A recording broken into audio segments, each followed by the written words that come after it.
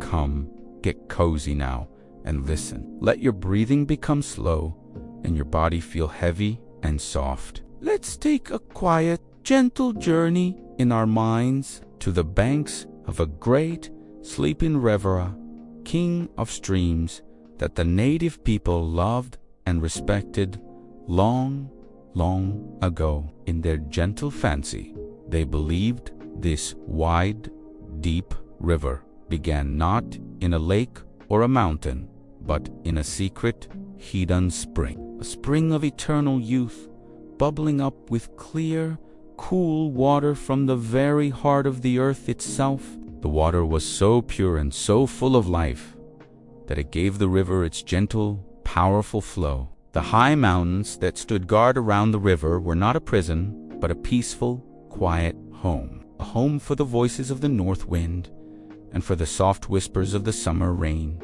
When a great storm would come, rumbling through the hills, it was not a thing to be feared. It was simply the world turning over in its sleep, and the wind voices were just humming a deep, powerful lullaby as they rushed through the sleeping glens and quiet valleys. Along the west bank of this gentle river, there was a very special place, a slight, flat piece of land open to the sky, known as the Whispering Glade.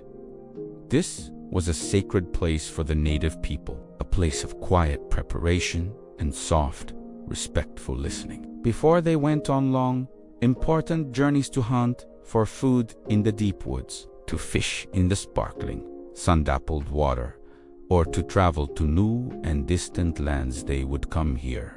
They would come to listen to the world. As the evening sky turned to a soft, deep blue, they would gather. They would build a small, crackling fire. Its light would dance and flicker, casting friendly, moving shadows that leaped and played on the trees, like gentle spirits saying hello. They would carefully paint their faces with colors from the earth-soft red from the clay, deep black from the charcoal. This was not for war, but for respect. It was a way of showing the forest and the river that they were ready to listen, that they honored the journey ahead.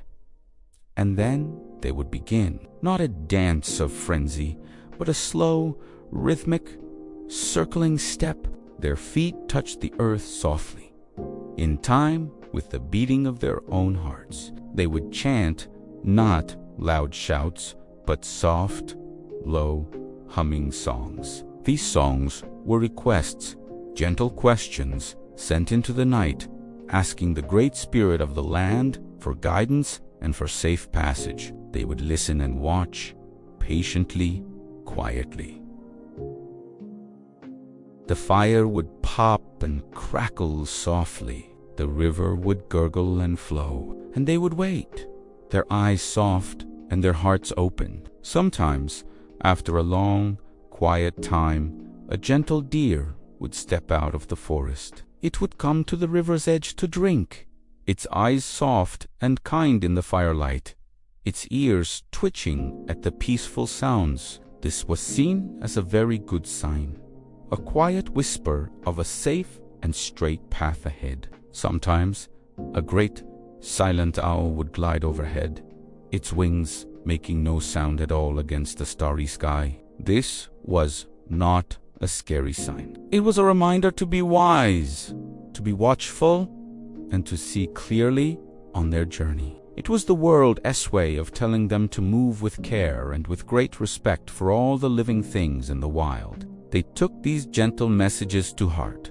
and they would begin their travels feeling calm and protected. Years later, when the great ship, the Half Moon, sailed slowly up the river, the crew saw from their deck the soft orange glow of the fire and the slow, moving figures in the firelight. They were so struck by the beautiful, mysterious, and peaceful sight that they gave the glade a name. In their own language, a name that remembered the beautiful dance of the light and shadows, a dance of peace, not of fear.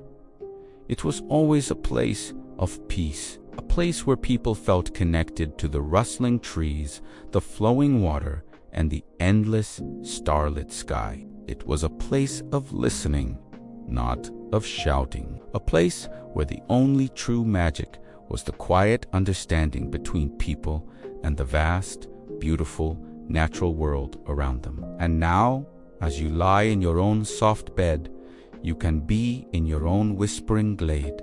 You can listen to the world, too. The wind outside your window is just humming its own gentle nighttime song. The creak of the house is just the world settling down to rest. The night is not a time for fear, but a time for quiet and for deep, deep rest. This room is your own safe glade, your own peaceful place. Let your breathing be as slow and steady as the great, deep river, flowing on and on. Let your thoughts be as soft and gentle as the dancing firelight, flickering and then fading away. The day's journey is over, and the quiet night is here to watch over you, to keep you safe and warm. Close your eyes now. The world is quiet. The river is dreaming. The stars are keeping watch. Sleep well, little dreamer. Sleep well.